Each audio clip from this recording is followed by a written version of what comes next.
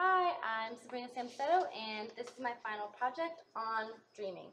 So some things that will be discussed is what dreaming is, when dreaming happens, theories on why dreaming happens, and translations of common dreams. So first topic, what is dreaming? Dreaming is a state of consciousness that uses sensory information to create images powered by emotion and reality. This cannot be controlled by the conscious as it is a subconscious state. The mind kind of makes an alternative reality that can be based off of a person's concerns, a person's memories, or real life situations.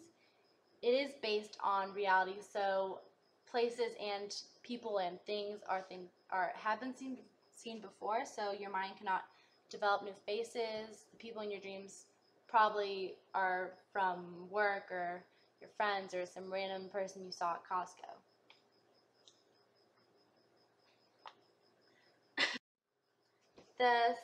So dreaming happens during REM sleep, which is rapid eye movement. This happens during stage 5 of sleep. And during this stage of sleep, your eyes move rapidly under your eyelids, and your body temperature and your breathing can heighten. A person hits REM sleep at 90 minutes, and it can happen sooner and sooner as the night progresses. So it could first happen at 90 minutes, and then it'll happen at 80 minutes, then it'll happen at 70 minutes. And every single time you hit REM sleep, it can be longer, and this means longer dreams and more vivid dreams. And it's the deepest stage of sleep, and it's the longest stage of sleep. So there are a lot of theories to why dreams happen. There is not a specific scientific reason. So a lot of different theorists have developed theories and produced different ideas that they think why dreams happen. So the first one is psychoanalytical, which was developed by Sigmund Freud, or based off of his ideas. And this is where dreams serve a purpose to reveal unconscious wants and desires.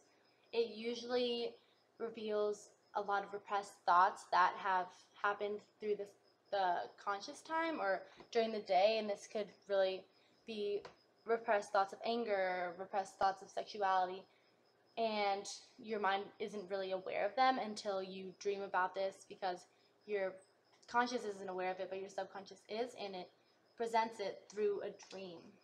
And there are two types of this dream. It's latent and manifest. In latent dreaming, a person dreams about something that doesn't really make sense because the dream's meaning is hidden and not fully understandable.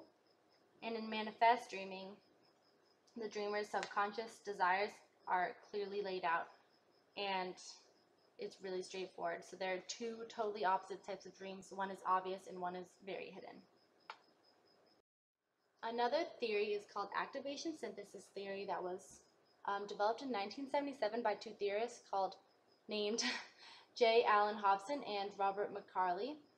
This is more of a scientific interpretation and more biological, having to do with the brain as opposed to maybe reasons like psychologically why dreams happen. So it's based off of the idea that the limbic system is activated during sleep, and your mind does not know how to process that. So it configures it through sensory information, and during this time the brain is producing dreams to make sense of the information and emotions being released by the brain.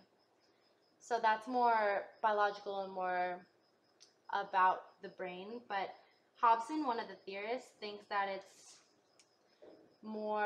not only biological, it's also psychological, and he thinks that this is a really useful and purposeful time for the mind to kind of configure new information and create new ideas, and he thinks that the time is not wasted at all. Another theory is information processing theory. This is where the mind really sorts through information of the day and processes it.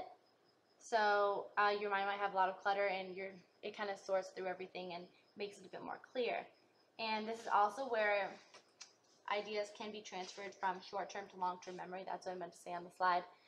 So your memories are saved in short term and they're more transferred and more developed into long term as you sleep in this theory.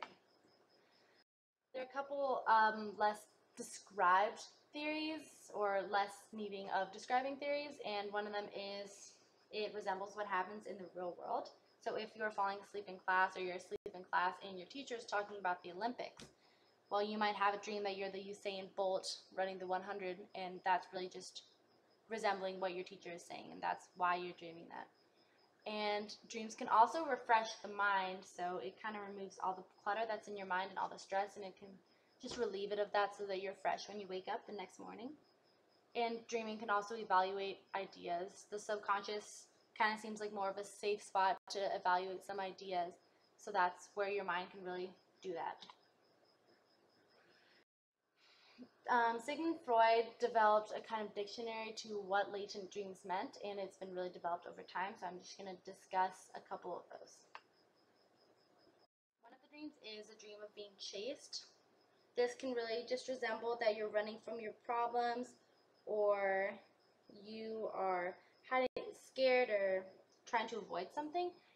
And if you know who your chaser is, you kind of maybe are hiding from that, and oh no, if you don't know who your chaser is, that's just resembles something that you're hiding from, something that scares you, a problem that you're not really trying to address. Another dream is a dream of falling or being pushed. It can be interpreted in many different ways. If you're being pushed, it means that you're spreading yourself too thin and that you're overworking. If you lost balance, it shows that you need structure in your life. Maybe it resembles some problems in your relationship, something that you're kind of losing balance of. If you let go, like if you fall because you lost grip, that means that you don't trust yourself with a big project, or you don't really trust yourself in general. Dreams about losing your teeth mean that a variety of different things, because you can lose your teeth in different ways. If they're being pulled, it means that you feel your friends have a false interest, that you think that they're kind of using you for something. If they are rotting, that means that you are overstressed and you're scared that it's going to ruin your physical appearance, like give you wrinkles or kind of stress you out. And if they are falling out, that's a fear of aging. And I chose this topic because I have been literally dreaming every night super vividly, and I kind of wanted to explore that topic and see what it meant, and I really feel like I have a better understanding of it. And now I can wake up in the middle of the night after a scary, crazy dream, and I'll kind of be able to interpret that and be like, oh, that's what that means. Maybe I should fix that somewhere in my consciousness. So yeah, thank you.